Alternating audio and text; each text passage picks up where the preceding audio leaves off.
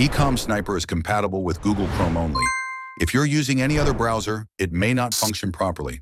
So if you're a Mac user, please make sure to install Google Chrome on your device for the best experience with EcomSniper. Click on the Downloads icon in the top right corner of Chrome. Then click the folder icon. Now in the left sidebar, right-click on Documents and select Open in New Window. You should now have two windows side by side, one for downloads and one for documents. In the Documents window, create a new folder and name it Chrome Extension. Open the newly created Chrome Extension folder. Go back to the Downloads window. Double-click the eBayLister.zip file to open it. Drag and drop the eBay Lister folder from the zip into your Chrome Extension folder.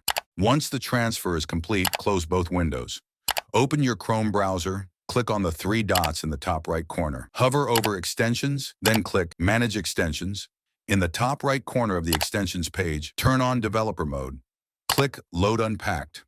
In the window that opens, go to Documents, then open the Chrome Extension folder. Click once on the eBay Lister folder, then click Select Folder. That's it. EcomSniper is now installed. For the best experience, disable all other extensions and keep only EcomSniper enabled.